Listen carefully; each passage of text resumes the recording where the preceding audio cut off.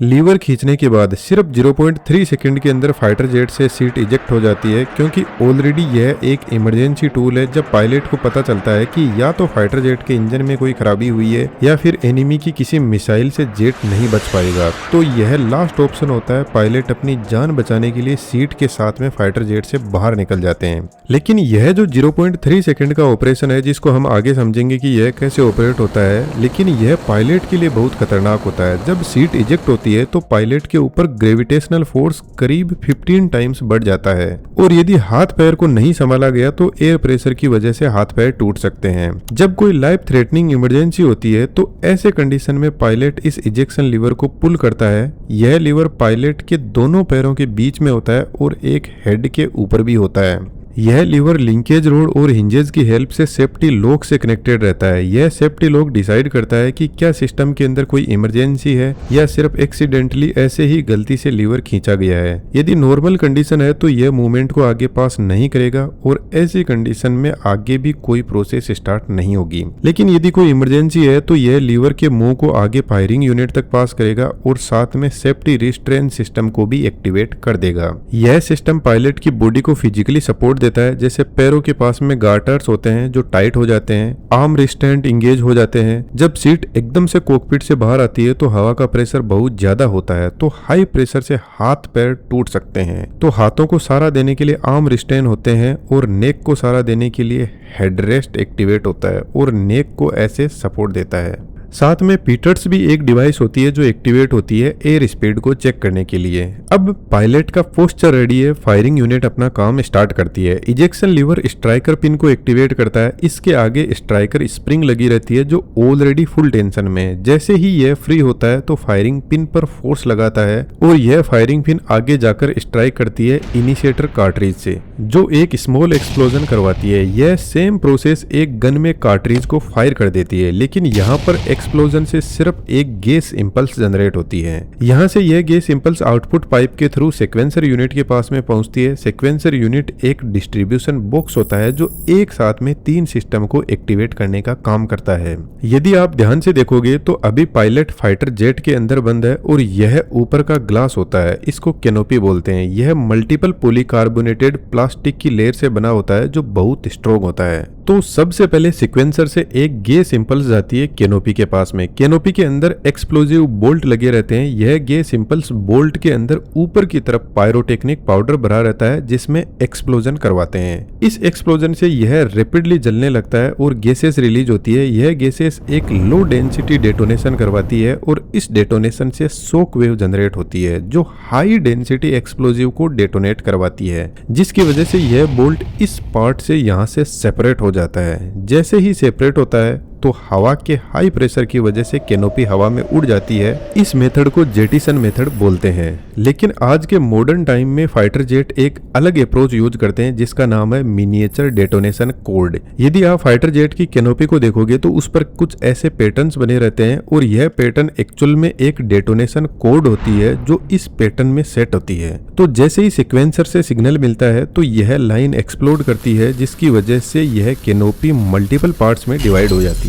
Canopy हटने के बाद में second gas simple signal sequencer से जाता है कैटापुल्ट सिस्टम के पास में। यह सिग्नल कैनोपी के सिग्नल से स्लाइटली डिलेड होता है और इसको डिले जानबूझकर किया जाता है। यदि सभी सिस्टम को एक साथ में एक्टिवेट कर दिया जाए तो पायलट ऊपर कैनोपी से जाकर टकरा सकता है। सिस्टम बहुत हाई स्पीड में एक्टिवेट होता है तो पायलट यहाँ पर इंजर्ड भी हो सकता है। यदि आप ध्यान से पायलट की सीट को देखोगे तो यह पीछे से 2 रेल के अंदर सेट रहती है और इन गाइडेड रेल के अंदर सीट कुछ इस तरीके से मूव कर सकती है, लेकिन इनको फोर्स लगाने के लिए 2 अलग अलग सिस्टम होते हैं। सबसे पहले कैटापुल्ट सिस्टम एक्टिवेट होता है जो सीट के बीचों बीच ऐसे लगा रहता है एक कैनन में, ऐसे सिलेंड्रिकल शेप में, जिसमें मल्टीपल टेलीस्कोपिक पिस्टन लगे रहते हैं। तो जब सीक्वेंसर से इंपल्स मिलती है इसको तो ऊपर की तरफ इनिशिएटर कार्ट्रिज एक्टिवेट होती है और इसमें एक स्मॉल एक्सप्लोजन होता है। इस एक्सप्लोजन से कुछ गैसेज निकलती है जो कैटापुल्ट के नीचे की साइड में जाती है और इस तरीके से यहाँ पर पिस्टन पर फोर्स लगाएगी।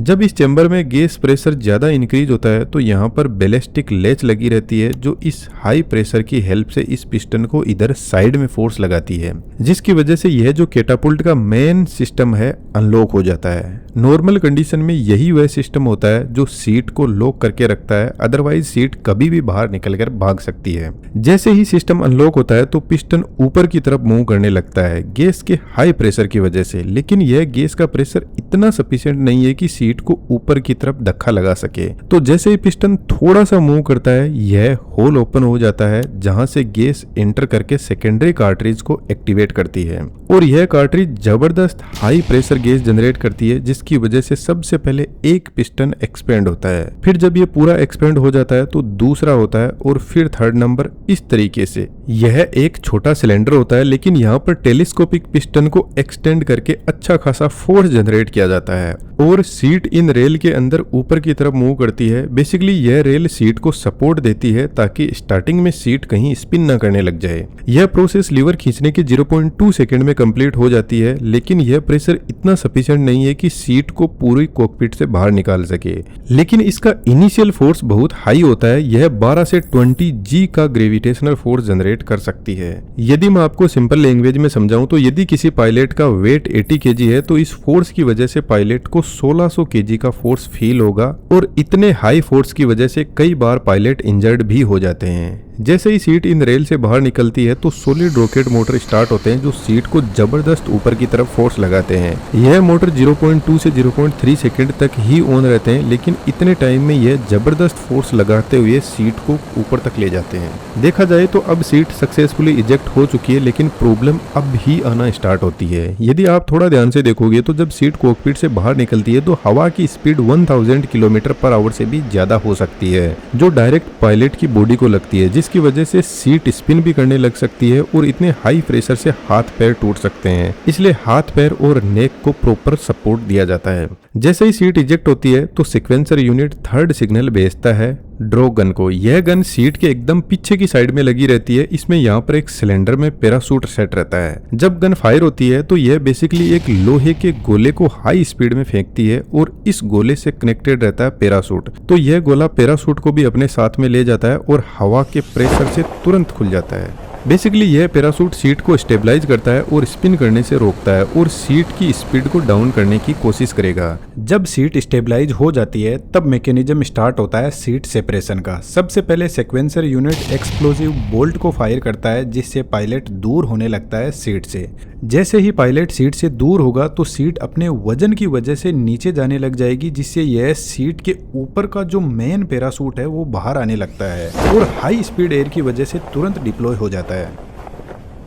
यदि आप ध्यान से देखोगे तो पायलट के साथ में एक बॉक्स भी जुड़ा होता है जिसमें कुछ सेंसर होते हैं जो स्पीड और एल्टीट्यूड को चेक करते रहते हैं। इसके अलावा इसमें रेडियो भी होता है जो पायलट को अपने बेस से कनेक्ट करने में हेल्प करता है। इसके अलावा इसमें कुछ खाने पीने का भी अरेंजमेंट होता है। लेकिन यदि फाइटर जेट 15,000 फीट से ऊपर इजेक्ट होता है तो मेन पैराशूट थोड़ी देर में एक्टिवेट होता है, अदरवाइज पायलट को जमीन पर आने में बहुत टाइम लग सकता है। लेकिन 0-0 इजेक्शन एकदम खतरनाक इमरजेंसी कंडीशन होती है जिसमें पायलट ऑलरेडी जमीन के एकदम पास में होता है और उसके पास में सिर्फ 2 या 3 सेकंड ही होते हैं जमीन से टकराने से पहले। इस केस में यह रॉकेट मोटर सीट को थोड़ा ज्यादा स्पीड में लगभग 200-300 फीट तक ऊपर हवा में फेंक देते हैं और फिर उसके बाद में दोनों पैराशूट डिप्लॉय होते हैं 1 by 1। तो थोड़ा बहुत पायलट को टाइम मिल जाता है जमीन पर लैंड करने से पहले, ताकि सीट स्टेबलाइज हो सके और वह सक्सेसफुली सही से लैंड कर सके। जब पैराशूट पायलट को सक्सेसफुली लैंड करवाता है जमीन पर और यदि पायलट उस जगह पर लैंड करता है जहां पर एनिमी का एरिया है, तो ऐसे केस में पायलट को ट्रेनिंग दी जाती है कि कैसे सरवाइव करना है, कैसे अपने बेस से कनेक्ट करना है और लैंड के बाद में पैराशूट को कैसे छुपाना है।